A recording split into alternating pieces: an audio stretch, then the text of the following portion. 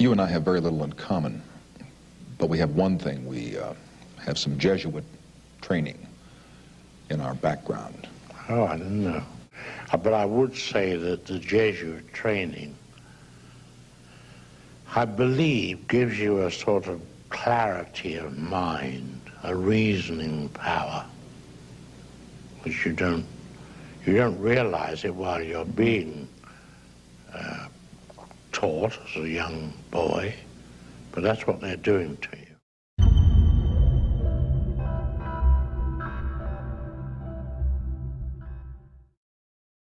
In 1973, Jesuit tactics were used in a film that was nothing more than the promotion of the Jesuit order, The Exorcist. The most feared deity of ancient Babylon, Pazuzu, was a demon that was possessing this young girl in this film. Based upon the true account of a Jesuit priest, the film makes God look weak and powerless, but the Catholic Church strong and majestic. Where an actual Jesuit priest, William O'Malley, stars in the film. The writer and producer of The Exorcist, William Peter Blatty, was educated by the Jesuits in Georgetown. Modern cinema is modelled upon Alfred Hitchcock, but its style can be traced back to the magic lantern of the 1400s, where a 17th century German Jesuit priest, Athanasius Kircher, revolutionized its invention to an occultic art form to lure people away from the Bible back into the fear of Jesuitized Catholicism. He is also the father of broadcasting with his megaphone. So why do few people know about the Jesuits and what impact do they have on the world today? Jesuitism is an impenetrable mystery to 99 out of 100 of the Jesuits themselves. Russian mystic Madame Blavatsky had access to their own writings and quotes from them. The order has secret signs and passwords according to the degrees to which the members belong, and as they wear no particular dress, it is very difficult to recognize them unless they reveal themselves as members of the order. There is also a secret class known only to the general and a few faithful Jesuits which perhaps more than any other contributed to the dreaded and mysterious power of the order, says Niccolini. The Jesuits operate in a world that few people can see, and that is why they are so successful at what they do. In 1773, when the Jesuits were abolished under its head Lorenzo Ricci, Adam Weishaupt, a Jesuit professor of canon law, continued something that the Jesuits had achieved for almost 2 centuries: infiltration. On this Catholic church in East London, you can see a pentagram. But in Freemasons' Hall in Covent Garden in London, the headquarters of the United Grand Lodge of Masons in England, you can also find the pentagram. Freemasonry is seen as the most secret of the secret societies. But what is Catholic Jesuitized symbols such as the IHS doing in Masonic lodges? Jesuits you can see in this picture with the skull and bones. Later, Freemasons also have the skull and bones. The double-headed eagle of the Holy Roman Empire can also be seen among the higher degrees of Freemasonry. And the famous evil eye of ancient Babylon and Egypt can also be found on the apron of Masons. In a book approved by the Jesuits, it says, in 1902, the Masonic historian J.G. Findle wrote that the Jesuits had succeeded in all parts of the globe in creating strife and confusion among Freemasons by tampering with the rituals and by the introduction of higher degrees. When European scientists attempted to recreate the so-called Big Bang Theory in 2008, it was highlighted in the film Angels and Demons. But what is generally overlooked is, who actually created the Big Bang Theory? The Big Bang Theory was first described but not so much named by the French Jesuit Georges Lemaitre in the late 1920s. His picture of the universe expanding from a single point was certainly controversial, but has now become scientific orthodoxy. The scientific community that actually praises itself on its secularization believes in the Big Bang Theory, scientific speculation that has still never been proven, which shows that Jesuit scientific philosophy dominates the direction of modern science, where the top Jesuit science astronomers are Darwinists, who try to merge the secular and the sacred, which is called theistic evolution, for Jesuitism is founded not on the Bible, but upon the teachings of Aristotle, where the Jesuits' Ratio Studiorum still impacts secular education today.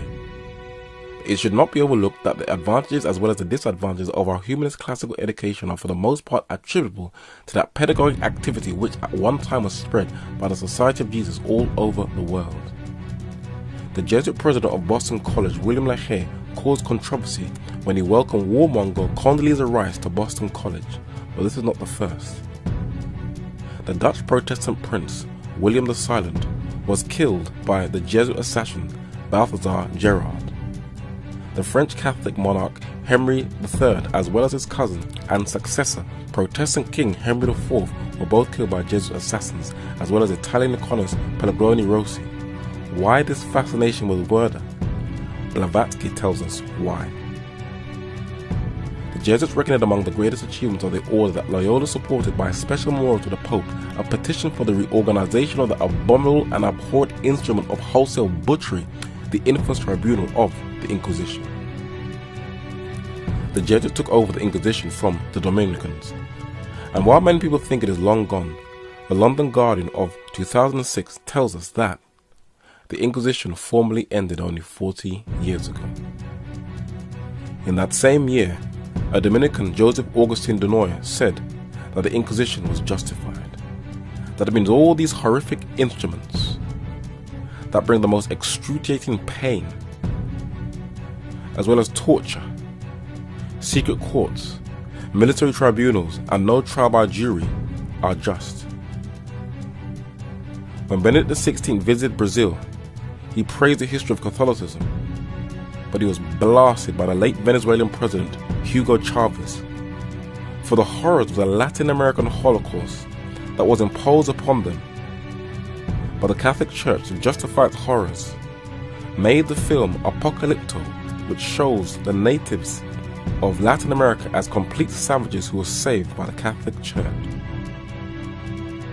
But there is one country, despite its own colonial horrors, that has put up the strongest resistance to the Papal Inquisition, and the British Supreme Court has a monument of King John and the Magna Carta as a memorial to this. What is the Magna Carta? The best authority on this is the Protestant historian J.A. Wiley.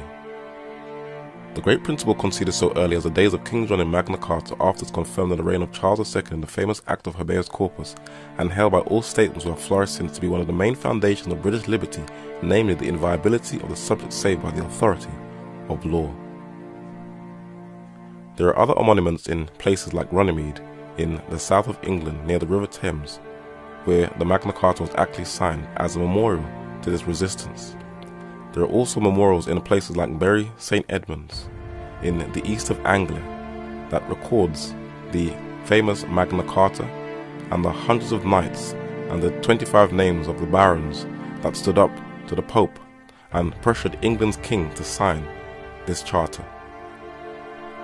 King John did not want to give in to the authority of the Pope, but when Innocent III, the godfather of the Inquisition, who eventually condemned the Magna Carta, threatened him, he gave in and handed his crown to the Pope's ambassador to England. But the English were not having it, and on the 12th of June 1215, he signed the Magna Carta, which English jurist Edward Coke adopted into English common law. The Puritans and Founding Fathers in the colonies of the United States also adopted it into their constitution, which is now coming under question. Section 39 of the Magna Carta reads, "No free man shall be seized or imprisoned or stripped of his rights or possessions or outlawed or exiled or deprived of his standing in any other way, nor will we proceed with force against him or send others to do so except by the lawful judgment of his equals or by the law of the land." But we're now seeing that secular politicians and judges on the back of the war on terror are trying to stealthily incorporate the principles of the Inquisition into the British system. Even EU laws are undermining the authority of the Magna Carta, aligning itself with the threats of Pope Innocent III by sounding almost identical to Roman Catholic canon law. A person accused in a penal case can, even though absent, be brought to trial before the tribunal of the place in which the offence was committed. Accusing a person of a crime before it is committed is also from the Inquisition, which is displayed in the trailer of this post-9/11 film, Minority Report. Positive for Howard Marks. Mr. Marks, by mandate of the District of Columbia Pre-Crime Division, I'm placing you under arrest for the future murder of Sarah Marks and Donald Dubin to take place today, April 22nd, at 0800 hours. Where does the torture method of waterboarding actually come from to extract information from a suspect? It is from the Papal Inquisition, as well as methods like spying on your neighbors in the United States Patriot Act, which the last United States President George Bush Jr. incorporated into US law. He also incorporated secret prisons and told the spying agency, the NSA, to spy on phone conversations of United States citizens. That was acted out in a film that did the exact same thing in 2008, The Dark Knight. With constant terror laws being passed threatening freedoms, President Obama continues the Inquisition with glorifying the use of torture in Catherine Bigelow's film Zero Dark 30. While many may laugh and mock and think that the Jesuit agenda is outdated, the last Superior General of the Jesuit, Pt2 back in 2003, tells us their objective. The efforts of the Jesuits to bring Britain back to the Catholic faith have been praised by the leader of the order. But is not Britain a Protestant nation with a secular culture? What exactly do you mean by that? The Battle of Hastings, Henry VIII, Elizabeth I, and the Magna Carta are among studies that will no longer be compulsory in a revised curriculum to be sent to schools. They could learn how Henry VIII was dressed, but nothing about the Reformation.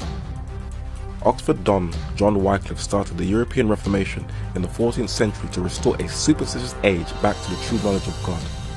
In the Battle of Hastings in 1066, William conquered Britain for Rome. But during the Reformation, Henry VIII separated Britain from Rome. Britain's unsung hero, William Tyndale, continued from Wycliffe in the 16th century the translation of the Bible, which was completed in the 1611 King James Version, which even English Catholics have benefited from. The Reformation gave us true science, divine philosophy, the media, freedom of the press, freedom of speech, the right of society to govern itself according to justice and equity, educating the masses, public libraries, religious and civil liberty to protect us from ecclesiastical tyranny.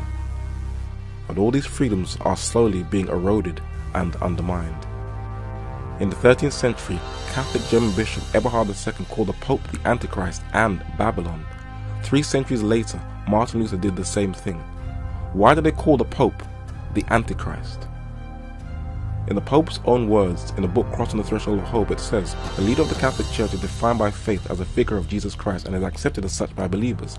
The Pope is considered the man on earth who represents the Son of God, who takes the place of the second person of the omnipotent God of the Trinity. Have no fear, he says, when people call me the Vicar of Christ, when they say to me, Holy Father, or Your Holiness, or use titles similar to these which seem even inimical or in conflict to the gospel.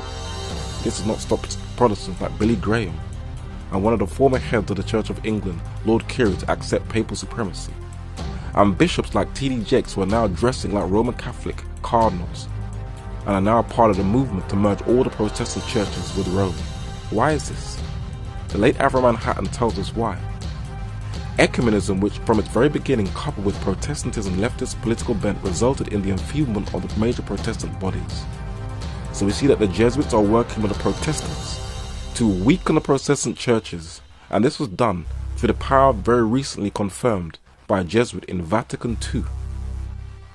Vatican II was opened by Pope John the 23rd, and he gave it the instructions to Jesuit Cardinal Augustin Bia. And we're seeing in Vatican II the attire of the bishops is in this papal mitre from ancient Babylon. But what we are now seeing, that Protestant churches are now adopting the attire of the papacy, which shows that the Jesuits' work and agenda of infiltration and conquering Protestant churches has almost come to completion.